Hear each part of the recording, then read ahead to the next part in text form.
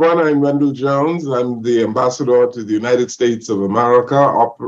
We are here in this conversation with members of the Bahamian diaspora. I've been in the United States now representing the Bahamas for the last year, and I've had the good fortune of speaking with a number of Bahamians from all walks of life who are making significant contributions here in the United States of America. And today on our program, on this webinar, as we talk to these Bahamians, we do so cognizant of the fact that there are many who are in the United States planning for the 50th anniversary of the independence of the Bahamas. There are going to be a number of events throughout the United States, and we are calling on members of the diaspora, wherever they are, to participate in these events. The consuls general in the various jurisdictions are doing an excellent job, and so in association with the officers here in the embassy in Washington, D.C., we are pleased to announce those who are participating in our conversation today. We are pleased to have David Woodside, who is in Palm Beach, Florida. He is Assistant Fire Marshal there, and he has been awarded given many awards for outstanding services, and he is also on the faculty of Palm Beach State College and South Tech Educational College. We also have Ann Bain, who is a research advisor, medical chemist, and she is in Indiana. James Peter Davil, who is an independent contractor, who is living in Houston, Texas, and has been engaged in diaspora activities in Houston. We are pleased to have Reverend Jerome Pratt, who is the senior pastor of Zion Baptist Church in Virginia. He's a supervisor at the nuclear station dealing with policy matters. Debbie Ferguson, who is an Olympian. She is assistant coach, and she is coaching sprints and track and field at the University of Kentucky. We have Carlisle Mott, who is a principal financial planner with Carlisle Mott Financial in Texas. And so we are pleased to have all of them here today. Peter Davil, the independent contractor who I mentioned, he said that he's going to ask me some questions as well. Well, I hope not. Welcome to this conversation. And we are so pleased to see you all. And we hope that we can engage you in conversation on national development in the Bahamas, and for you to really tell us what you are doing in the United States. And so let's begin in the order that I mentioned your names, so that you can tell our public on what you are doing in the United States. Mr. Woodside, tell us some more about what you're doing.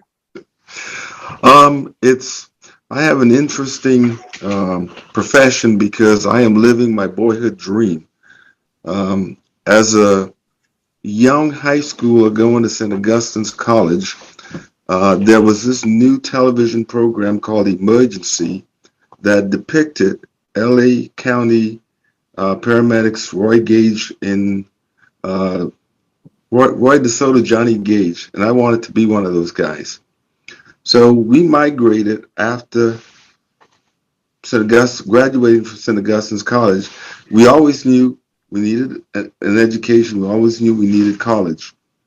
And Mom said, hey, we have an opportunity, and we migrated and came over to the United States. I stayed in this area.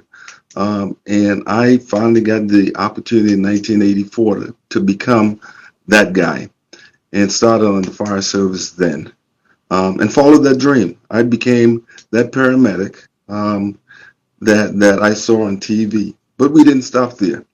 Um, we continued on where we did get the degrees, we did get the recognition, we did get the accolades, if you will, where we were credentialed as chief fire officer, executive fire officer, fire marshal, and hence moving up the chain of command and ladder here. But I would share that probably my biggest event related to home, and probably my most successful one, is back in the early 90s, and I'm going to tell you 92, 93, where we did the first EMT program in Nassau in conjunction with Doctors Hospital. And I had a friend of mine, he's from St. Lucia, and we took turns weekends going over to Nassau. We'd fly over on a Friday night. We taught class Friday all day, Saturday, half a day, Sunday, and then flew back. And I will admit at this juncture, statute of limitation has ran out, that we snuck in the equipment that we needed to train individuals to get up to that EMT standard. Otherwise, we'd be in a whole bunch of trouble and probably still trying to get it done. But anyway, the success of that group was that they flew over, they came over to the United States under the South Tech umbrella, because that's what we did the class under. And they were all certified as emergency medical technicians at the end of it. So it increased that level of professionalism and service that we had in Nassau in the Bahamas. So that was my most significant give back. And I tell you, I'm proud of that today. I still am in contact with a few of those students going back that far. And now looking back, there are a number of ambulance services in Nassau, and they have that higher level of training.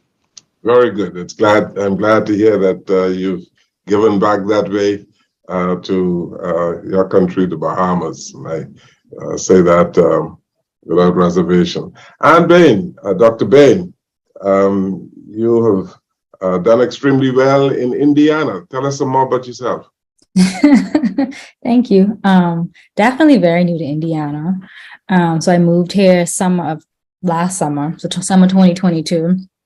Right now I work at Eli Lilly and Company as a medicinal small molecule therapeutic chemist. So my day-to-day job is developing small molecules of interest for different therapeutic areas, right? So drug making in a small molecule sense. I finished my degrees because I've been in school all my life. I started school at age 3. Also graduated from SAC 2013. Then I went to COB for a year to do, my major was biology, minor in chemistry. Then I transferred over to Taylor University in 2014. And I did 3 years there, finished my chemistry bachelor's of science. And then right after that, 2 months later, I moved to Norman, Oklahoma, to do my doctoral studies in organic chemistry. And there I did more method development synthesis. And that worked really well because it's about 50% of my job now. And so, yeah, that's kind of my story. I feel like it's very short because I'm very young. But it's been a great experience for me thus far, yeah. Do you get back to the Bahamas often? Every chance I get. I looked up tickets this morning, so I should be there by the end of May.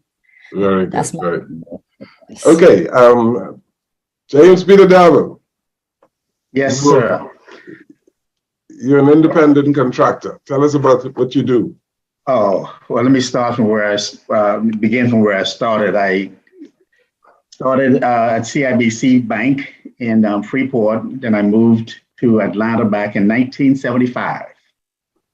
And I was hoping to get back into banking in the US, but I joined a hotel and I worked my way from a night audit clerk up to financial controller. And I've been in the hotel business ever since. I left the hotel business back in 1998. I opened my own travel agency.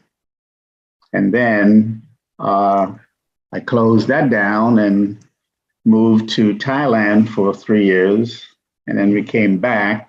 And so with my agency, I am now a independent contractor with Direct Travel because the clients that I had when I had my agency still want me to do their travel. So that's what I do for them. Mm. I'm involved with the group in Houston. We do the independent celebration every year. And we pretty much have about close to 300 Bahamians that we have our celebration.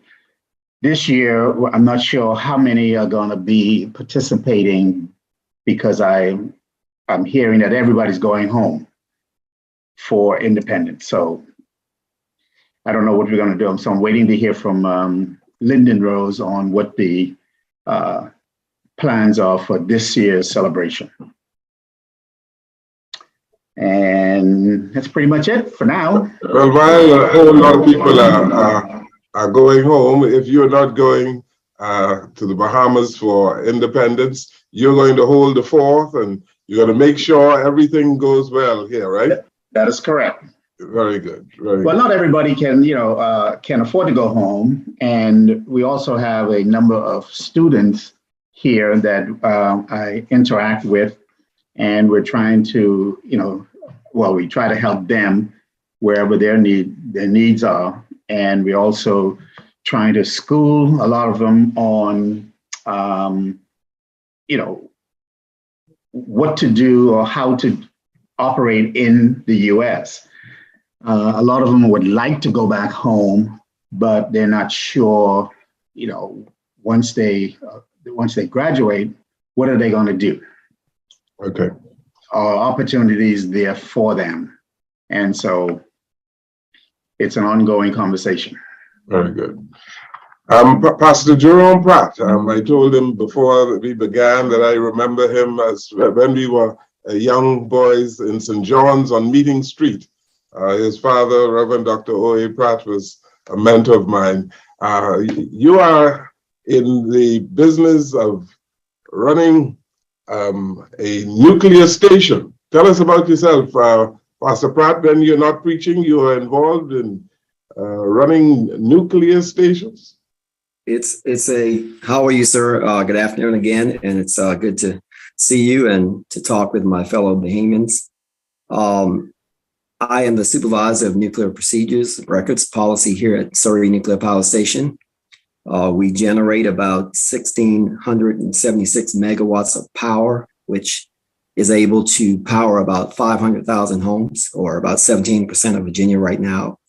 I started out in the great New Providence, Nassau, Bahamas at Jordan Prince William High School under Dr. C.W. Saunders and Bishop Simeon Hall and Bishop Winter Davis. Was able to leave Prince William and go to COB, or College of Bahamas at the time, before it became the University of the Bahamas. After leaving there, I went to Virginia Union University, where I obtained a degree in biology/chemistry and was offered the opportunity to be a nuclear chemist, which at the time I said, wow, that's exciting. Something I always wanted to do, because the amazing thing about life is I started out with a chemistry set that my mother got me when I was about 7 or 8 years old. So all I knew was I wanted to work in a lab situation, but had the opportunity to work as a supervisor of nuclear chemistry at our second site, which is in Monroe, Virginia, which is North Anna Power Station, and served in that capacity for about 10 years. So I've got about 30 years in the nuclear industry.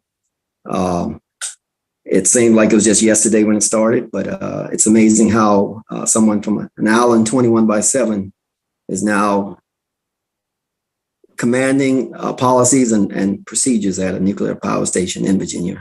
So it's amazing. Then on top of that, outside of my work, I pastor the Great Zion Baptist Church, which is 163 years old this year in June.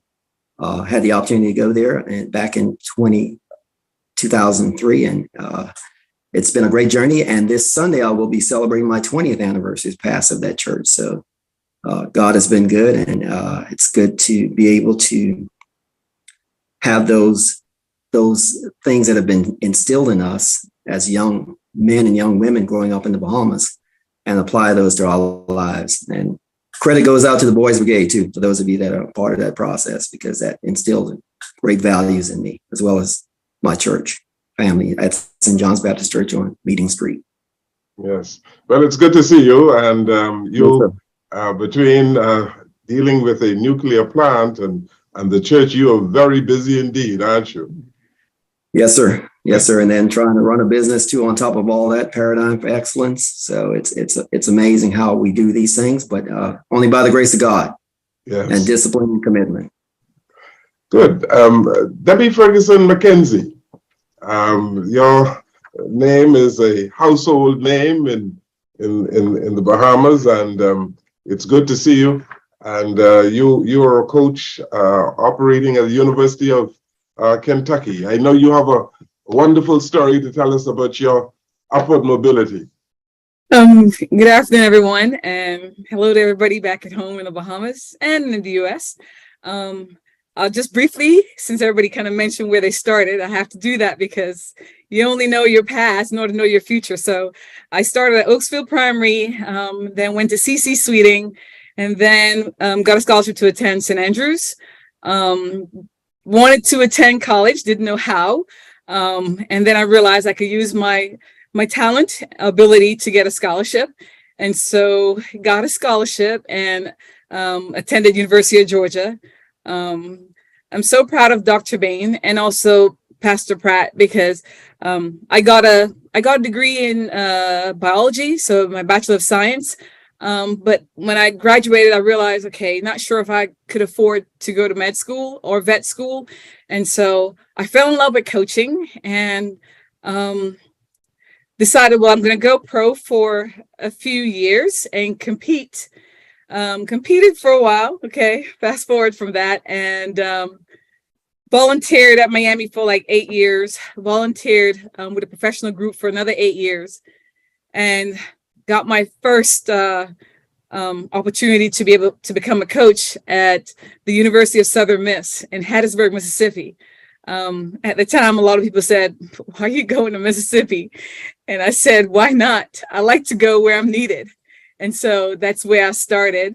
The good Lord have it, I didn't mind staying and living in Hattiesburg, but after a year at Hattiesburg, I got hired at the University of Houston. And so I was in Houston, Texas. It was really nice being in Houston because I got a lot of the food that I missed from home, and was able to purchase a lot of stuff that you could purchase at home. And so spent 4 years at University of Houston, and then got hired in 2018 here at the University of Kentucky by Coach Lonnie Green, who's also a Bahamian. And I'm honored to be here. As I said, the rest is history. Very good. Good to see you. Let's go to Mr. Mott Carlisle. Mott, tell us about your sojourn. Good afternoon, everybody, and thank you, sir. I'm glad to be here. And just a sidebar, Jeremy Pratt, I don't know, I might know you. Marker, take post. I did Boys Brigade at St. John's also. So we may have to align or realign offline. But yeah, I've been married for 30 years with 3 adult children. I put emphasis on adult, which means that they're getting off the payroll. Woohoo! And a little bit about my background. I went to primary school at C.W. Sawyer, attended St. Anne's, class of 86. Then from there, I attended COB, where I did my associates in electrical technology. While I was doing that, I worked in the maintenance department at Wyndham Cable Beach at the time. And then I came over to Texas in 1989 to UT Arlington. Then from UT Arlington, I transferred to UT Dallas, where I received my electrical engineering degree, my bachelor's in electrical engineering. So while at UT Dallas in my junior year, I started a co-op intern at Texas Instruments. And then after I graduated, I hired on full-time as a digital design engineer at Texas Instruments. So I worked on what we call ASICs, application specific integrated circuits. So for those of you who have the USB, so I was on the team that started the USB back in the mid 1990s, mid to late 1990s. Worked on a lot of peripherals, did a lot of chip design for a lot of the big names, the Sonys, a lot of the PlayStations, 1394 Firewire. And then in 2006, I pulled the plug on Texas Instruments because I've always said that at the age of 40, I wanted to be working for myself. Unfortunately, by the grace of God, at the age of 36, I left Texas Instruments and I studied and became a financial advisor. That was in 2007. That all happened right in time for the big stock market crash of 2008. Perfect timing. And then in 2012, I started my own firm, Carlisle Mart Financial. And shortly after that, another dream of mine, like I tell people here in Texas, I am in Texas, just about an hour northeast of Dallas. Everybody wants to know, well, hey, what are you doing here in Texas if you're from the Bahamas? And I say, while you're here in Texas looking at land and cattle, you dream of the beach. And when you're in the Bahamas on the beach, you dream of land and cattle. So shortly after starting my own firm, I started a cattle business. So right now I raise organic grass-fed beef master cows, and my company or my LLC is Mott Cattle Company.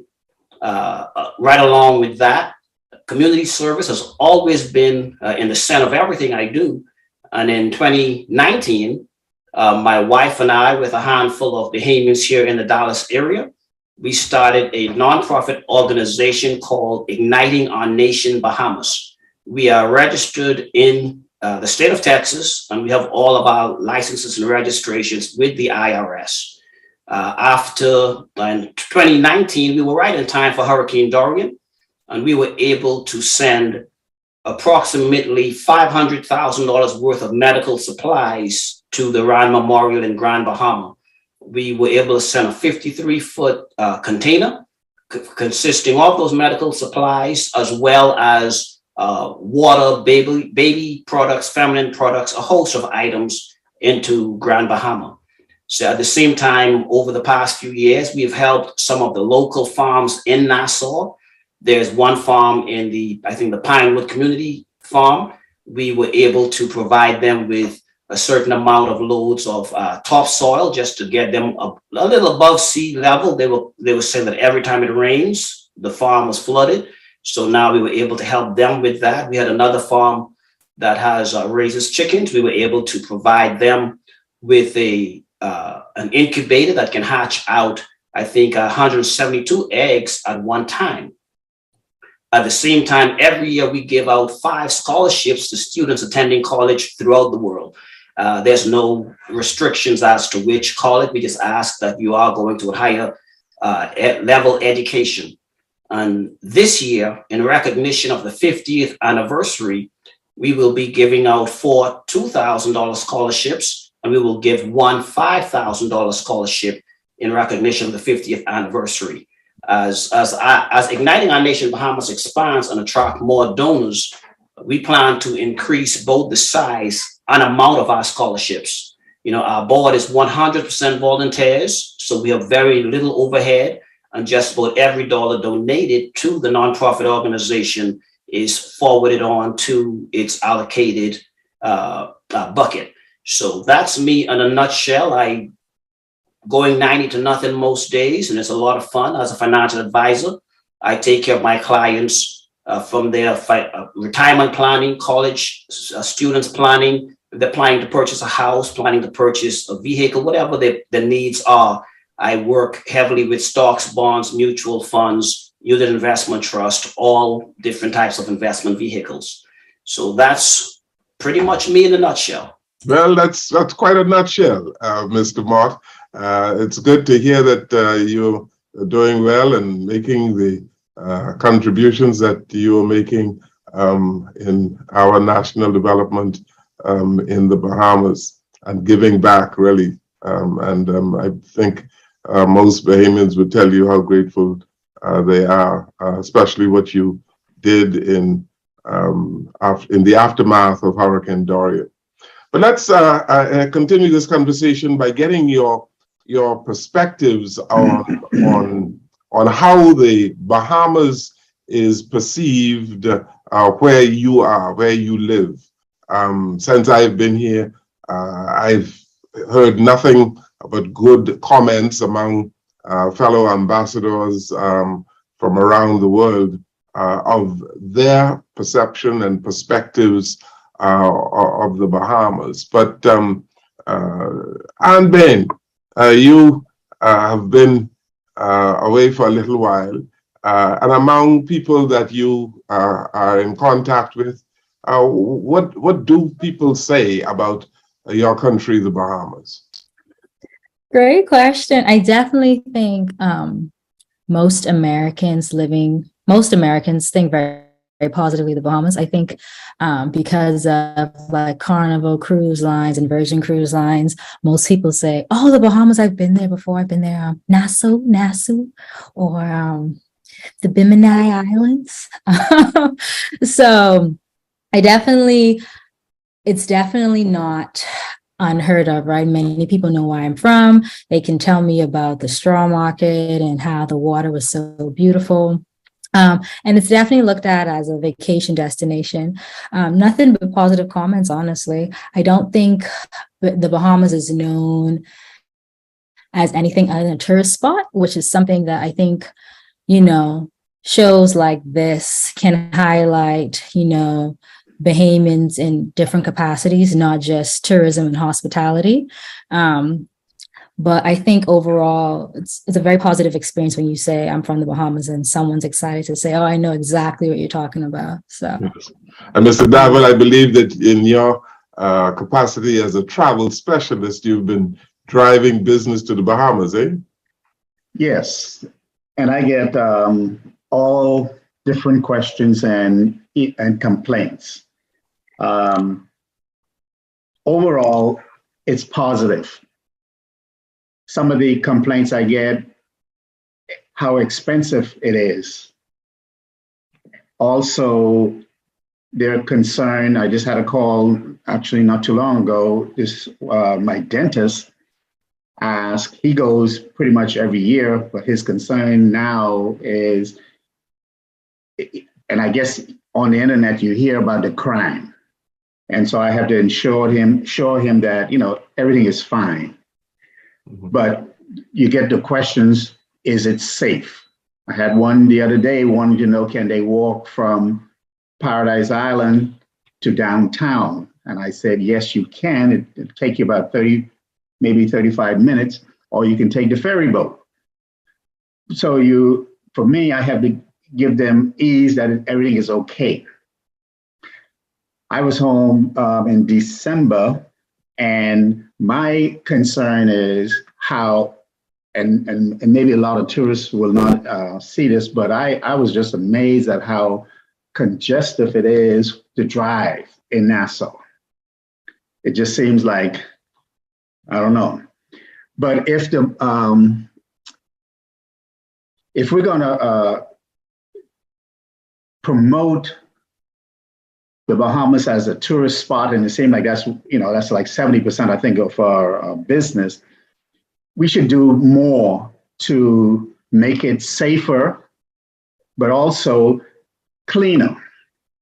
As I drove around, I've never seen so many old cars parked, look like they've been abandoned, and so things like that, if they, the government would clean it up, and I'm sure that they can do it to make it more attractive. And so, and then also, we have all the cruise ships that goes into Nassau. They're only there for the day. I don't know if there's any that stays overnight. And so I hope, or I wish somebody would ask, can they make it an overnight stay to give the tourists sometimes a better experience, as opposed to just that short period of time and they only can visit downtown Bay Street. Okay. Well, there are a number of things that must be worked on, I'm sure. I tell people all the time that we are a nation in progress, and we have a number of islands that we are developing. And sometimes we look at New Providence as being the Bahamas, but it's just a small island, and we have to talk about developing the archipelago of the Bahamas and how I believe many of the islands are developing very nicely. But let's get some other perspectives of what people are saying. Debbie Ferguson, let's hear from you. Among people who you come in contact with? Well, for the most part, being in Lexington, I think it's a little bit different. I get a mixture of both where, you know, a lot of them tell me it's my dream to one day visit the Bahamas. And some, they say, well, I've been to Exuma or I've been to Nassau. And so, you know, I'll always encourage the ones who said, look, that's the place to be. When you get there, don't worry about time. And it's like going to, you know, a family member. That's just how Bahamians are in period. So there's been several people who actually have visited since I've been here, and I'm hoping even more. I said it's always better when I'm there because I get to take you around and to see the Paradise Island, but also over the hill, you know, the out east or the out west. So definitely, I think trying to get more Lextonians to be able to be aware of, you know, and visit the Bahamas. You know, I've said on several programs that growth is one thing and development is the next, and I'd like to get perspectives from you on how you view the development of the Bahamas, whether it's economic, social development, or otherwise. Pastor Pratt? Yes, sir. So from the aspect of the Bahamas, I've been an ambassador from the aspect of sending as many people as I can to vacation, to see, to spend time from a religious aspect, churches, conventions. That has been my goal, to have individuals experience what I consider to be paradise on earth. Yes, there are some challenges that we have to deal with. Even recently, the last time I was home, I can see that. But, you know, as a nation, we're still developing. And we have to continue to keep our trust, I believe, and primary focus on God, and making sure that we continue to be that nation that lifts up and promotes God from that aspect. From a fraternity standpoint, I've had many of my fraternity brothers to show up, Masonic brothers. All of them have had great experiences, but it does not mean that, you know, word of mouth is one thing, but we have to continue to promote. And yes, I have seen some commercials advertising the Bahamas, but I think we can do a little bit more from an advertisement standpoint to reach certain areas that maybe be lacking right now. And the internet, of course, is always a great means, but just a commercial advertisement would help, I think, as well. Mm-hmm. How are we developing, Mr. Mott? From my standpoint, I think that from the development standpoint, there's quite a bit that we can push into. Being a financial advisor as well as a farmer, I like to look at the agricultural side of it. I'd like to see us, and I understand that we now have an individual who is really pushing forward into the farming aspect, the agricultural aspect. I would really like to see a whole lot more developing there. Back in 2018, I took a trip into Andros to Bamsey, and a beautiful setup. And I think their running at the time was on 100 acres, but I think they were only utilizing about 10 acres. they had a few rows of squash. And I was sharing with them, I said, the first time I learned of squash is when I came to Texas. I knew nothing about squash being in the Bahamas. And it's at the time, squash is not something that we have on our plates regularly, but here in America, it's a very big item. So I was sharing with them, I said, hey, you can go ahead and plant probably about 10 acres of squash. They grow fast, they're easy to deal with. And that's right there can be a very big export opportunity right there into Florida. So from an agricultural standpoint, there is a lot we can do. There's a lot we can branch off into. We have the land for it. We have the resources for it. And, with our proximity to the United States, there's so much that we can export, back onto agriculture. I go into the local grocery store, and when I go to pick up an avocado, there's these little itty bitty things that probably is this size. And I tell my wife, I'm like, man, I'm used to what we call them a pear, a big thing.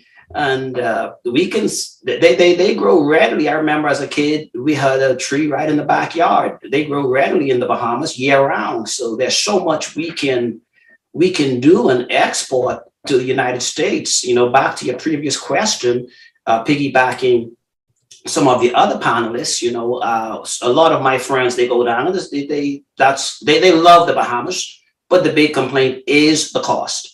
And I expressed to them that, well, the cost is there because just about everything is imported. And you go into the grocery stores and you look, and we're importing these little itty bitty pears, avocados. And it boggles my mind. Why are we importing avocados from Mexico when we can grow those great big old avocados?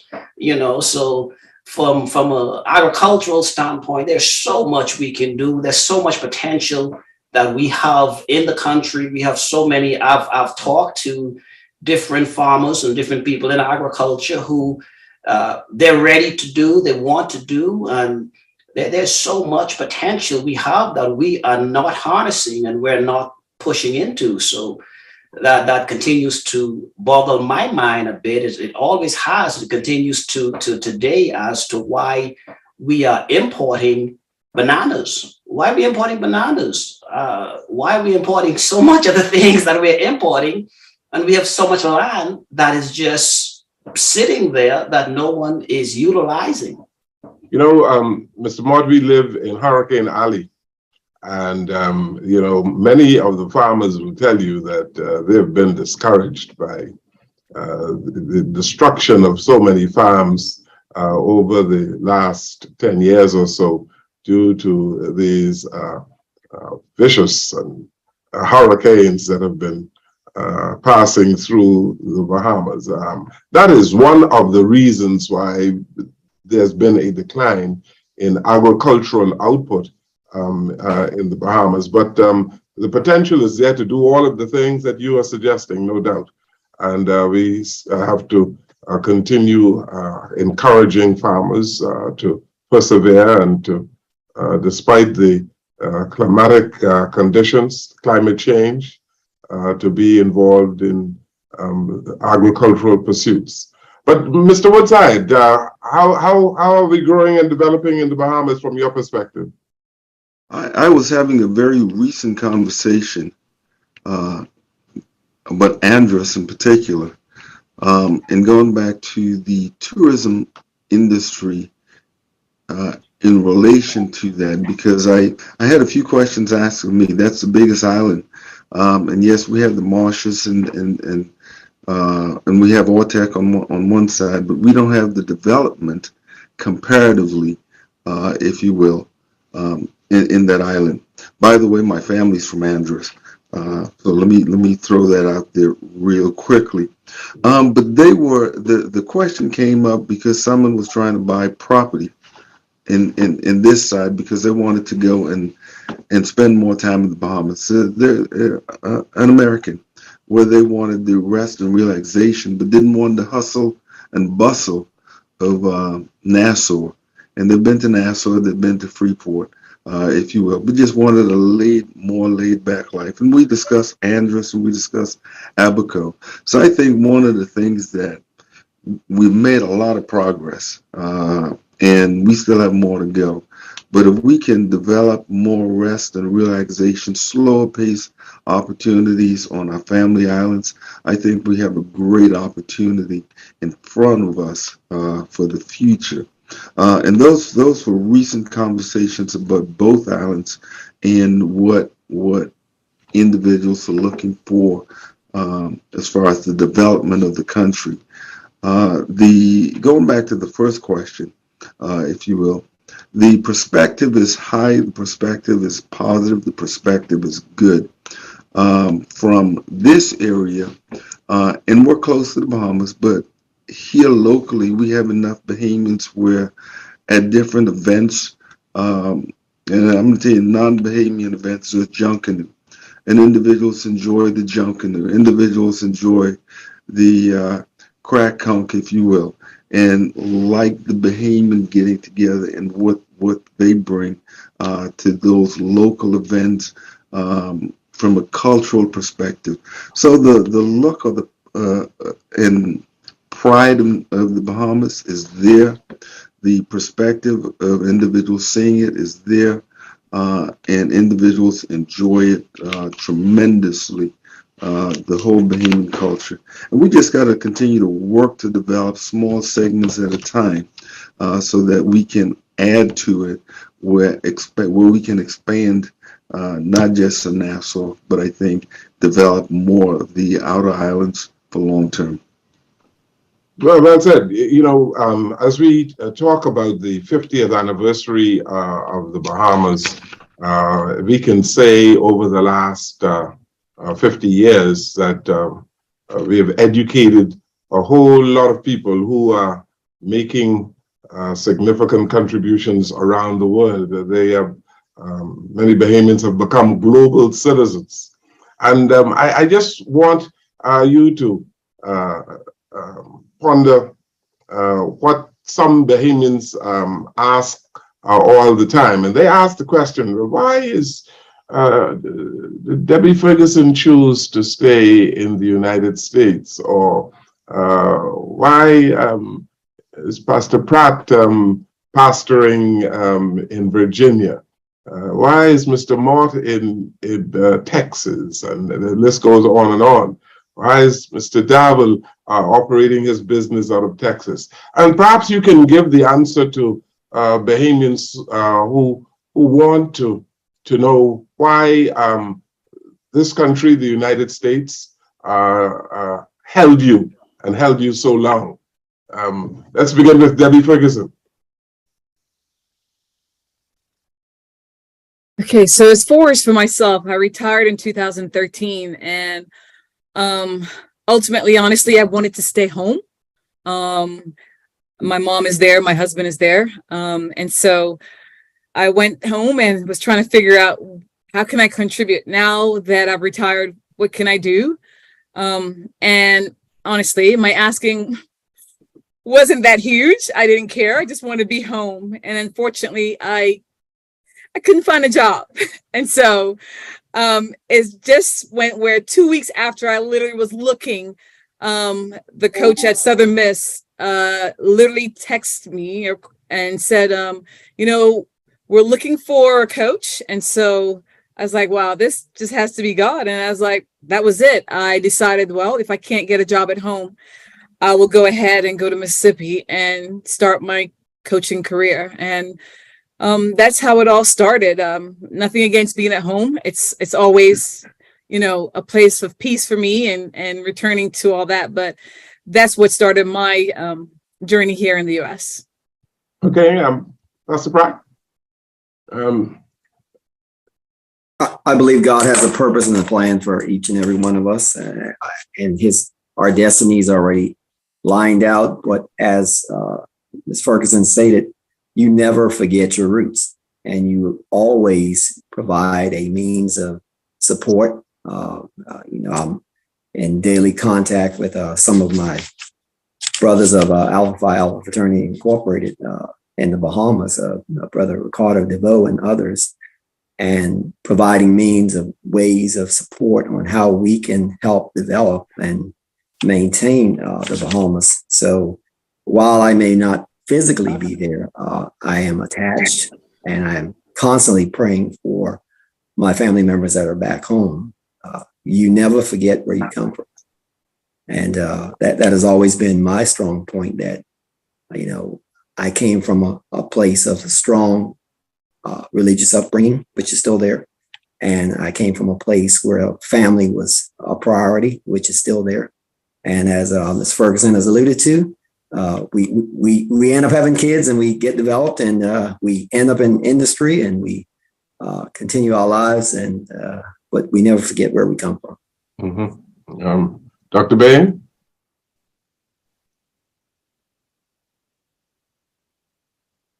Hey, great question. I definitely, I was telling the other panelist earlier that I'm just visiting here. So I think what happens a lot of the time too, for people kind of my generation, so millennial, Gen X, so you go off to school, and you begin adulthood in the country, right? So whether it's the US, UK, Canada. And so, you know, by the time you finish undergrad, grad, all of your adult life has been in this place that's not home, you know? And so that's really all you know as an adult. And sometimes it's just easier. Change is always hard, right? So transitioning to something which is home and familiar, but transitioning back as an adult can sometimes be more challenging than just going back home. Than just staying where you're at. You know, you already have an apartment, you already have like your friend group, and you're comfortable. I think that's something that I recognize why a lot of people end up kind of staying where they're at, especially in maybe not so much the US because the visa process is a bit harder, but like in Canada, where, you know, once you've done undergrad there, it's kind of like it's set in stone, right? So you can just get a job and continue life as it was. I think too, something that Debbie alluded to earlier is that opportunity, right? So I think in the Bahamas, and this can piggyback on our initial conversation on just diversifying our economy. In the Bahamas, the majority of jobs are tourism based, or maybe at a financial institution, or maybe Or like in the medical profession as well. So I am a great example, right? So the training that I have, a great example, actually, a personal example. So I want to be home more than anything. And I remember I was like a third or fourth year in my program, and my mom came to visit me, and I brought her to my lab. And I was like, yeah, mom, this is what I was doing, I was setting the stuff up. And she was just like, wow, this is crazy. I don't know what you were doing, Nassau. And I was like, yeah, I don't know either, but you know, this is what I'm doing. And so for me, at least, that my training was so specific that if I want to go home, and so my job right now is exactly what I did in grad school, except that plus more, right? And so my training works really well for like the industry that I'm in right now. The Bahamas doesn't have those types of industries in place, right? And so I can definitely go home and start that. Or, which is easier for me right now, I can just transition to start my career where it's already established, where all I can do is just kind of learn, as opposed to if I go back to Nassau right now, I would definitely have to kind of carve that out for myself. It wouldn't be something that I could easily just walk into, you know? And I feel like a lot of Bahamians who didn't take maybe like a finance degree or become an MD or hospitality feel like, you know, it's really hard to find something where they're paid adequately and where they can find longevity in a career in the Bahamas, especially if you want to be like, I want to be in Nassau or I want to be at this particular island, right? So I think that's a big challenge that we're not addressing. Okay. Let's talk about the pace of growth, because sometimes people decide that they would live outside the Bahamas because the pace of growth and development might be a little too slow. Is that your thinking? Pretty much, you're hitting the nail on the head. You know, when I came to Texas back in 1998, there was no plan on staying here long term. It was get in, get my degree, get out. Even when I met my now wife at the time, I informed her, hey, I'm not staying here. So, move accordingly. And when we got married, we had a plan to spend 5 years at one country and then spend 5 years at another country. It just so happened we spent our first 5 years in Texas. And at the end of that, when we went home to do our second 5 years, just like Ms. Debbie said, I went into the Ministry of Works. And now understand, I'm 5 years as a design engineer. You go into Ministry of Works and they're telling you that at the time that they might be able to pay you $30,000 a year. Now I'm coming home with a wife, with a kid, with nothing. I'm starting from scratch and I'm being offered maybe $30,000 a year. So that's the numbers just does not work.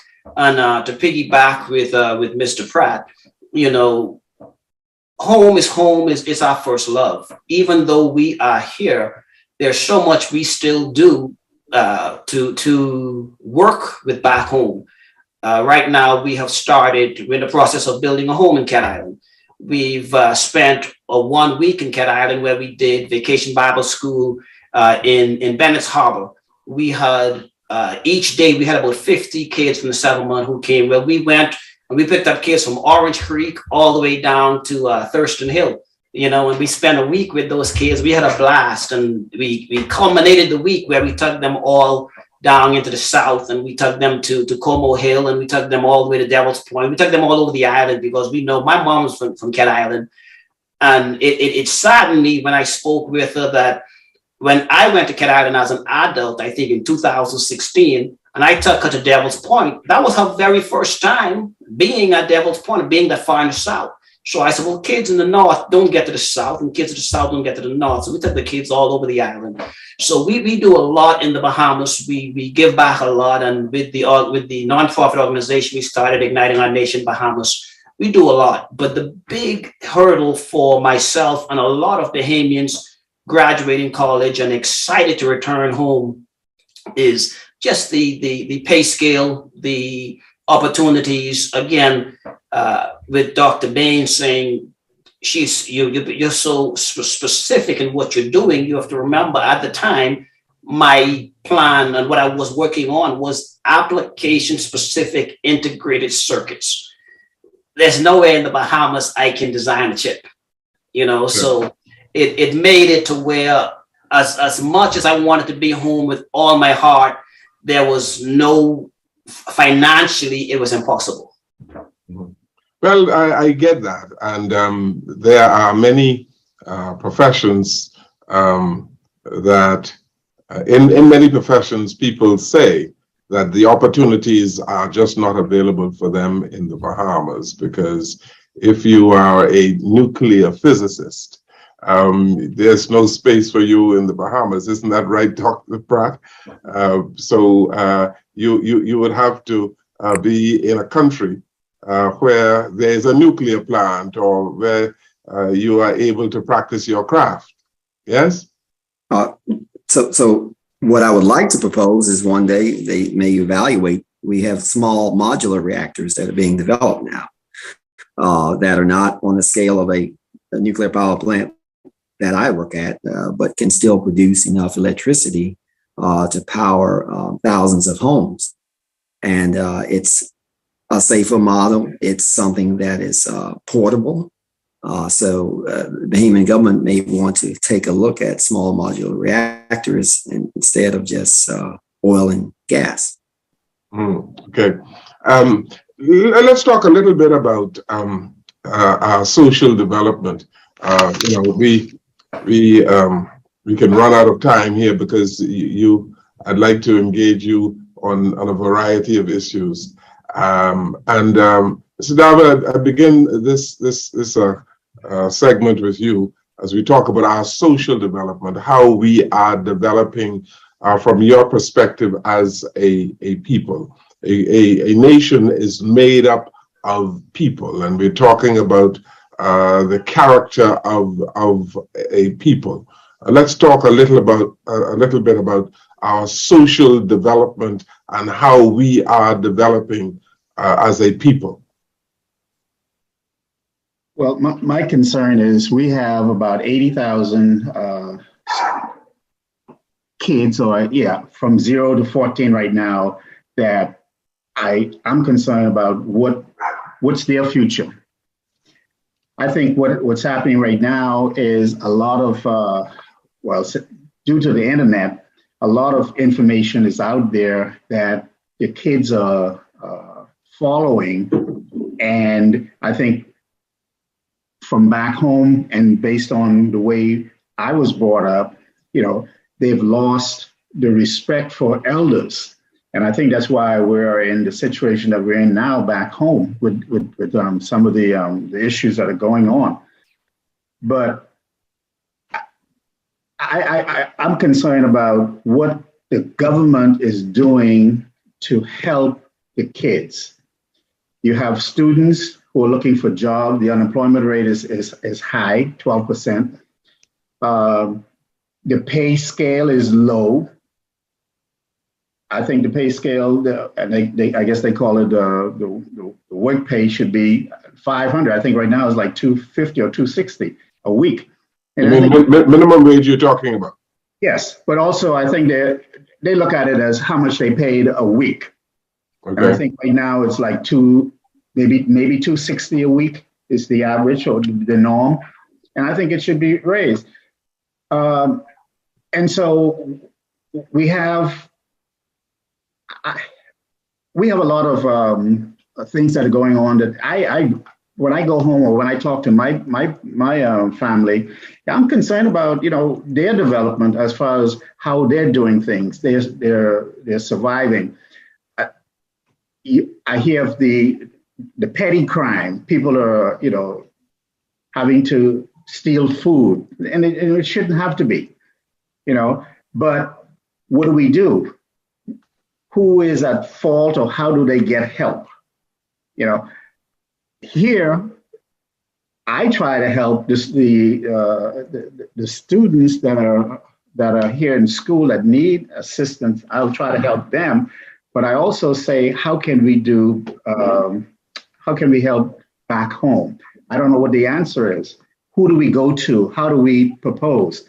One thing I wanted to address, I've asked. I think when Minnis visited Houston, I asked him, I said, is there a list of Bahamians abroad with this that we can call on if there is a need back home? We should have a list, or they should have a list to say, here is a position that is opening up or is open. Where can we find a Bahamian to fill these positions, as opposed to giving out work permits for foreigners to come in? And that's my concern. When you, getting back to the previous question is, when you're here and you've established yourself and you're making a decent living, it's hard to go back home and say, well, I can do this and I can do that. When I worked in the hotel business with Wyndham, they sent me they sent me to Nassau to be the financial controller for the Ambassador Beach. Well, when I got there, the people they didn't, first I said I was a Bahamian. They didn't believe I was a Bahamian. How did you get this position? And then I tried to teach them or train them to prepare themselves for higher positions, because working in the hotel business or in that position, they would work in one position for 20 years and doing the same thing. And I said, what about, being cross-trained so you can be more marketable?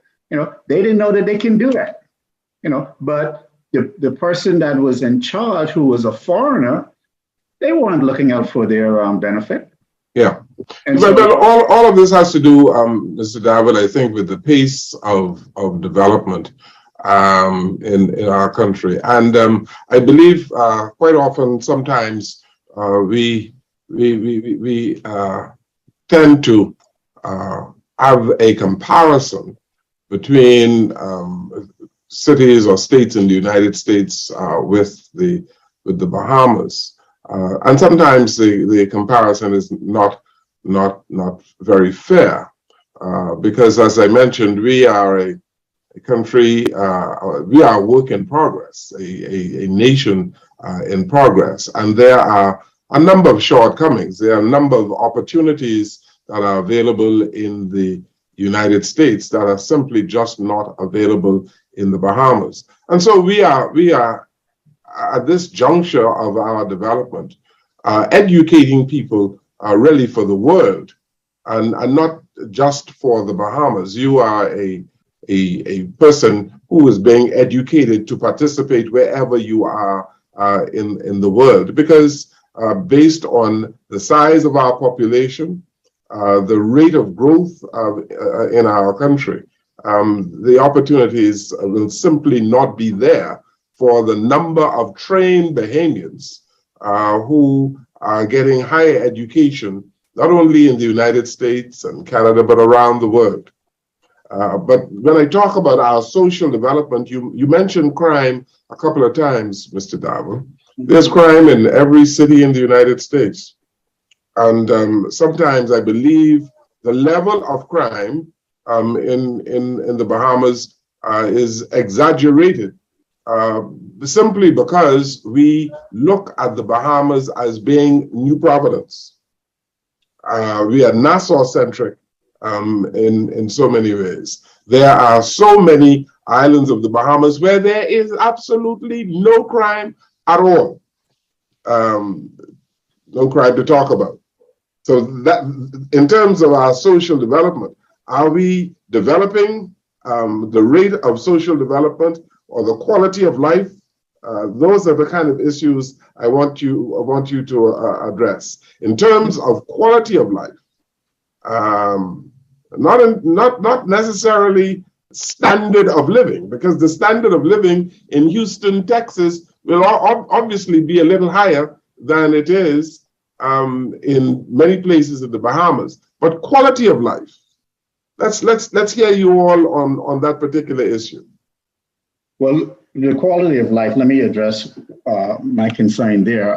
I just lost my sister and a niece, and that was primarily because of the lack of health care that was being offered to them at the hospital. And I've heard so many different stories about, people checking into Princess Margaret Hospital and not checking out. That happens all over the world. Yeah. I mean, we don't know what the reason is, and I don't want to be too defensive of the Princess Margaret Hospital, right? But I'll tell you that in terms of quality of doctors, in terms of the trained professionals, there are many physicians in the United States who question sometimes why Bahamians would come to some places in the United States when there's a cadre of well-qualified, well-trained physicians in the Bahamas. But then it goes back to cost.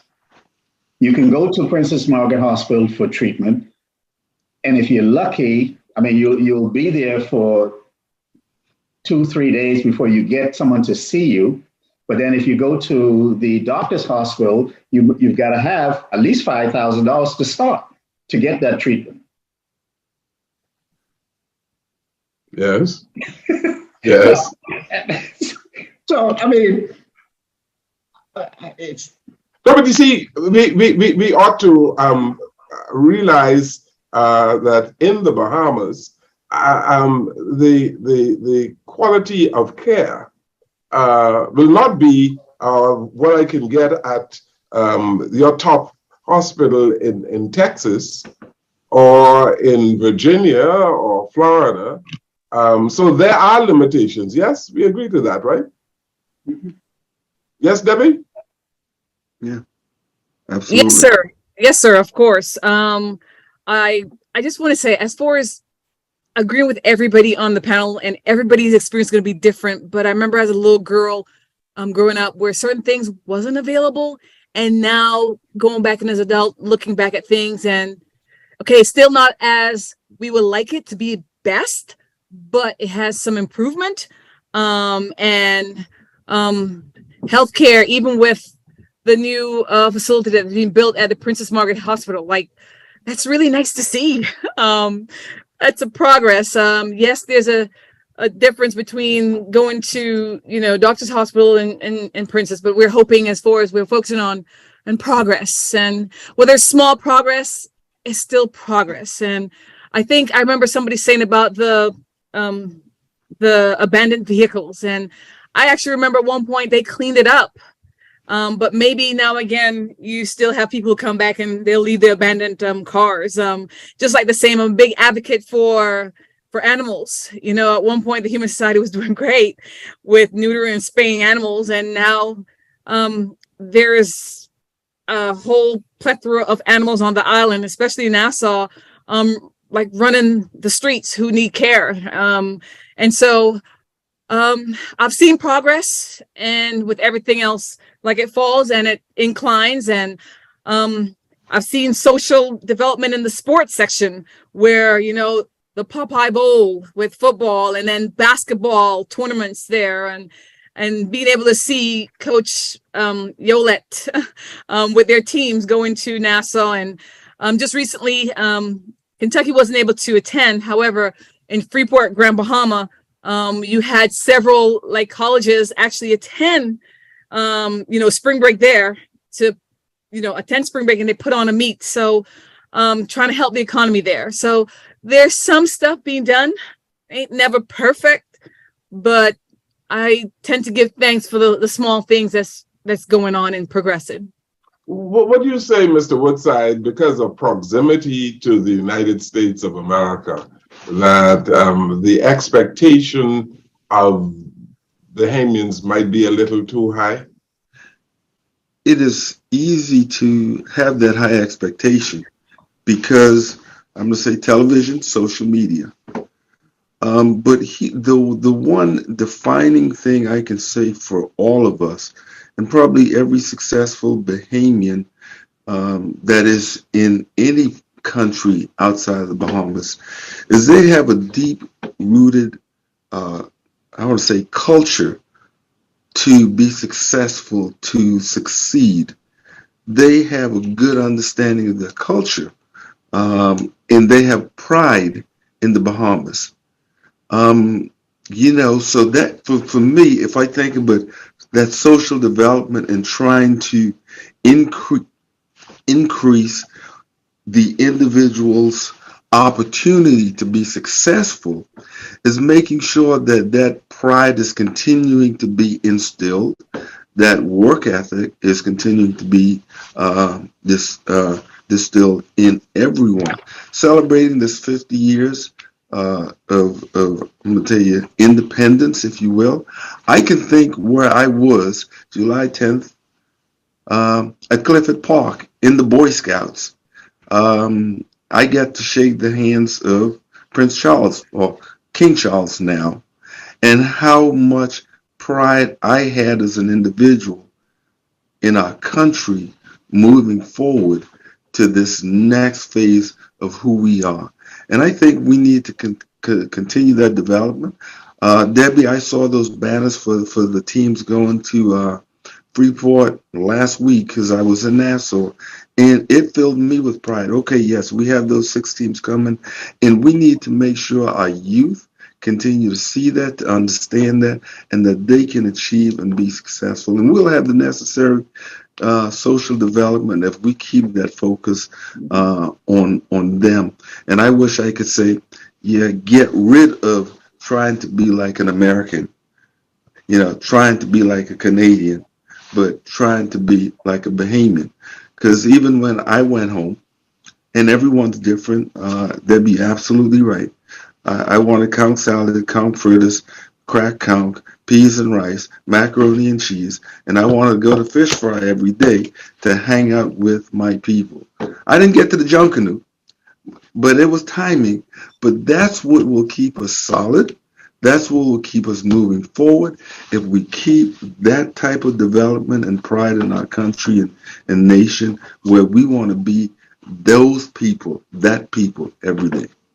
Interesting points you raised, Mr. Woodside, and I just wonder whether we are doing the kind of job that we ought to be doing as a nation to imbue a sense of nationalism in our youth. You talked about where you were on July 10th, 1973. I was a young reporter back then, and we have seen the level of progress that our country has made over the 50 years. But there's something called cultural imperialism, and the extent to which young, impressionable Bahamians understand what it means to be Bahamian. And because, again, of our proximity to the United States, we are importing a whole lot of habits, good and bad. And as one of our former politicians said in one of his writings, that we have seen the coarsening of our society, especially among young men.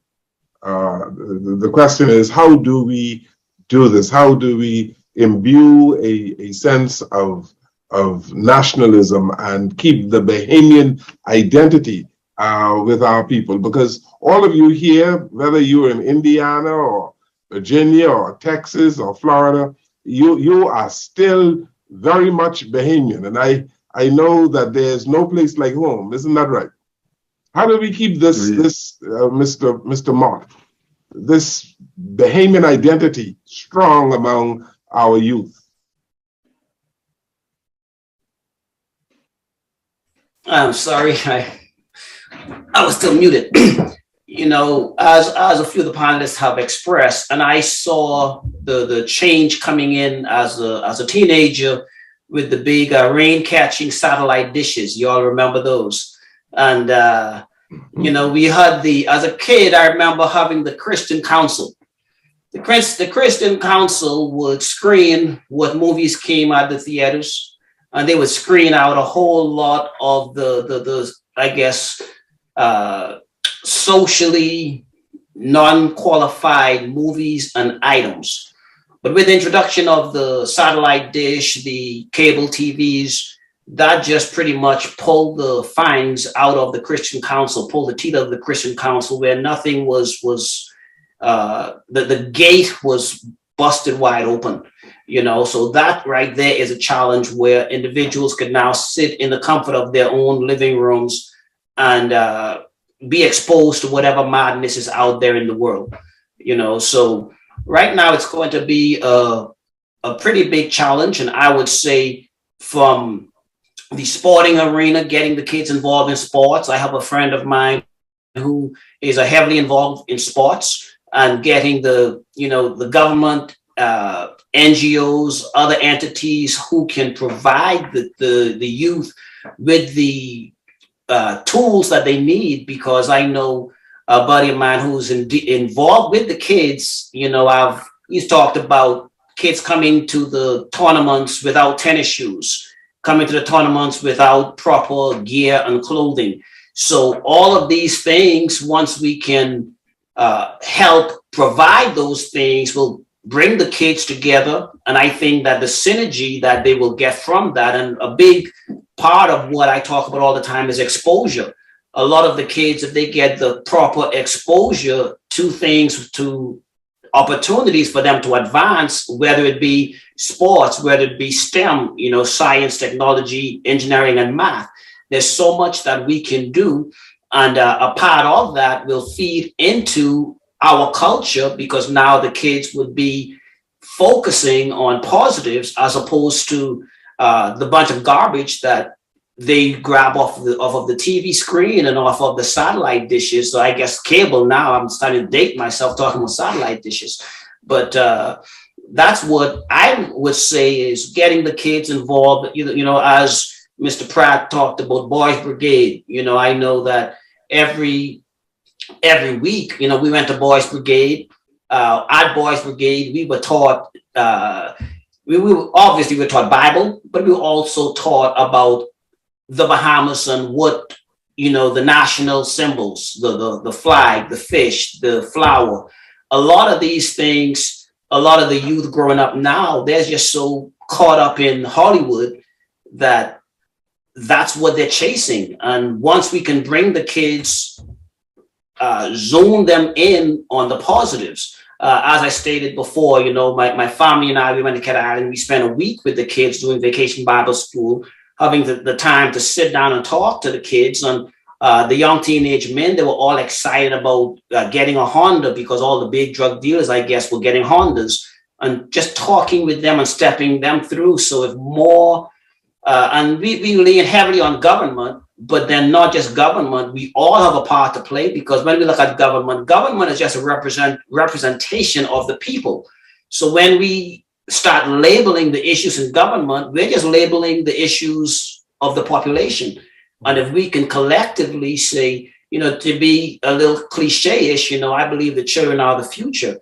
Teach them well and let them lead the way. And so much of the teaching I see has been lost and left behind. So many of the adults who should be in a teaching role are not. So many of the programs that should be there for the youth are not. So the kids with the emptiness and the blindness, they do shift over to the Hollywood. They do shift over to the movies and thinking that we can do what they're doing in the movies. We can live lives of the Hollywood rock stars, all of these reality TV shows that are, just impractical and unrealistic. So that's what I would say is, as a nation, if we can say offer more opportunities for our youth for things to do, taking them different places, doing different things, and not leaving the country, but within the island itself. As I said, when we came, we took the kids from the north and took them to the south, where they've never been and never seen, and there's so many of the other islands that we can take kids. Back in September, October, I had my kids down in Exuma. We went from Barry Tari all the way to Santa Ana, and we went from point to point. And again, same thing there. There are kids up in Barry Tari. Probably the farthest they might have been is to Georgetown, and they haven't been past Georgetown. So giving the youth the exposure would give them more of a national pride and more of they don't need the American way, And when I go home, I've been in the U.S. since 1998, and I'm 1989. And when I go home, people are still like, "Oh, but you still talk the same." And I'm like, well, I know who I am. Guys come over Friday evening and leave Saturday evening. And then all of a sudden they got this, ghetto hip hop American thing. And I'm like, what are you guys doing? Don't you guys know who you are? So, and if folks lose track of who they are, they will become whatever. Dr. Bain, let's talk about that Bahamian identity thing and how we maintain that identity and what we should be about to instill pride, national pride in our youth in particular. I think it's a really complex question, I feel as though, like for me, I feel very, very nationalistic, right? Like I was a Bahamian born, bred, did. That's how I feel. But I feel that a lot of it came from my personal upbringing, like my mom and my daddy. And even at school, I feel like it was such a big thing that, like, I'm proud to be a Bahamian. And I don't know if that's being done anymore.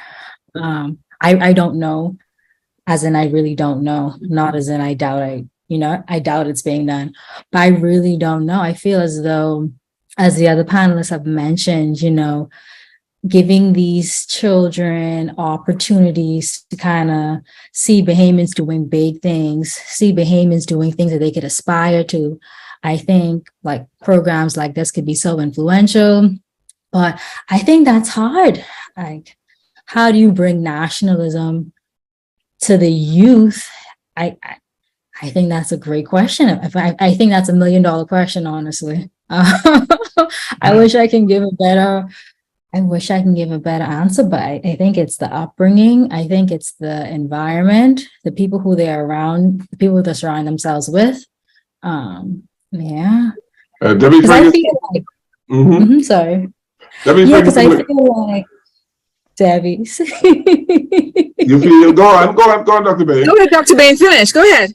Go ahead. Yeah, because I feel like, growing up, being a Bahamian is my best quality. You know what I mean?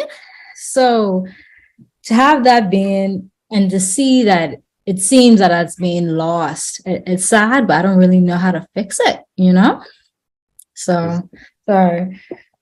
I think like most of you, we are all Bahamian ambassador and we take that seriously.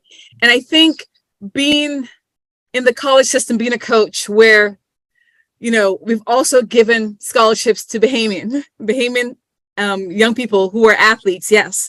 They've gotten it via of their talent. And I've seen it where they would come to college here in the US and it still spin back around where there was one young lady at Southern Miss who actually got her degree in medicine and she wanted to become a doctor. But we still go back to the same thing we talked about where she wanted to go home and to be able to use that degree and become a doctor at home. But the same issue where, okay, for some reason, I don't know why, for some reason, there was an opportunity there for her to return and be able to work in that field. I don't know what the reason was, but it seems that there's that gap where, individuals, I know as Bahamians, they go off to get their degree in whatever it may be, but some do get in the hospitality and in the financial department, and of course in tourism, but there are other fields where it's not so readily available. And I think we got to know the problem, that is the problem, and be able to fix that loophole and fix that gap where it doesn't matter what profession you are, being able to come back home. That's what they want to do first and foremost, to have the opportunity to go home and to make the Bahamas even better. Let's hear from Mr. Darwell as we wind up our program. We want to have comments from all of you. It has been such a privilege to speak with Bahamians from various cities in the United States, and we're going to continue this as we move into celebrating our Golden Jubilee.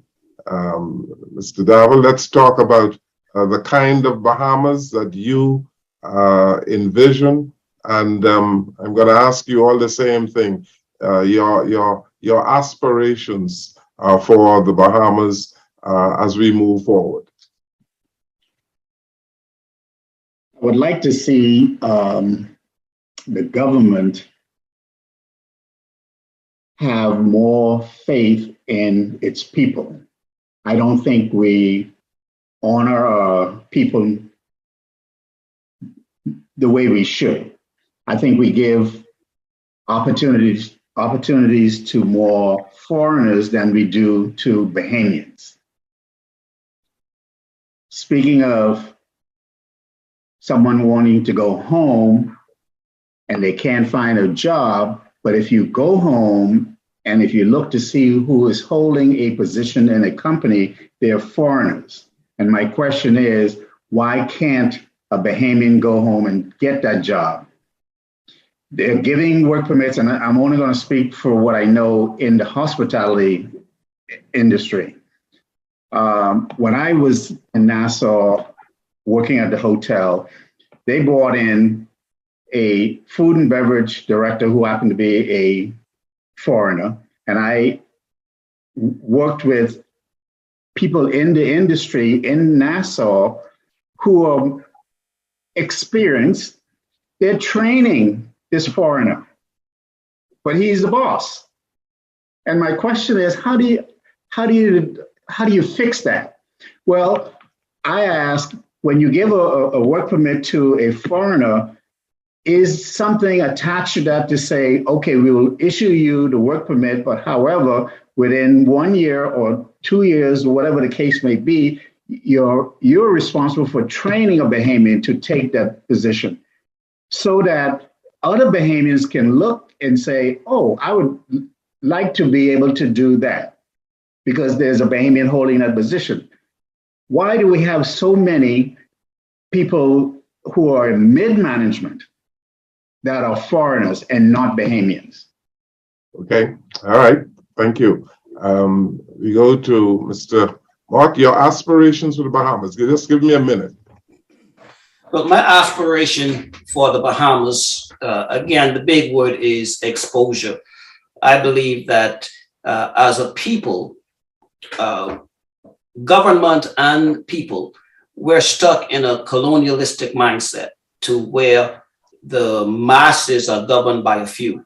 And what we see is the wealth, and it's around the world, but even more so in the Bahamas, where the wealth is held in the hands of a few, and the whole masses just trudge along day by day. As to your prior question, the quality of life. Well, if all you're used to is getting peanut butter and bread every day, you think that's the world. You know, no one has exposed you to anything else. So I believe that as a people, my aspirations for us is to stop looking at party politics and for us to move to where we can say we are trying to advance the country as a whole, not just whatever acronym your political party is affiliated with. Because as myself, say back in 2018, when I went to Barnsley, I was very curious about coming to the Bahamas with a herd of cattle, and it did not work. And now I'm getting the phone calls, but my concern is, okay, we do this thing, and in 5 years, government change, then now I'm left holding the bag. So we can shift from party politics and take care of the country. More and more Bahamians can say, well, hey, I can invest into the country because I know that in 5 years, my business is not subjected to the new party. Thank you, Mr. Woodside. Well, I'm going to say I have a few words in 30 seconds or less. Yes. And I'm going to talk about opportunity and development where, as Mr. Mott said earlier, where we are more self-sustaining across different industries, where we're not depending, as we've been looking at, tourism. And then, again, taking advantages of opportunities, and as opportunities come about, that we can be better, more efficient in the Bahamas as a country for the greater good of all individuals. And then clean it up. Real simple. I was walking downtown, and I'll share this story real quick, where last week, small paper bag, plastic bag, where I'm picking up stuff and putting it in a plastic bag as I was walking around town because I didn't like it. So yeah, we need to clean up our islands. All right, I have 30 seconds for each of the ladies, and then another 30 seconds for Pastor Pratt. So let's begin with Dr. Bain. Your aspirations for the Bahamas moving forward. Definitely a diversified economy. I think that would attract and maintain a lot of the Bahamian population. 10 seconds, so. Okay.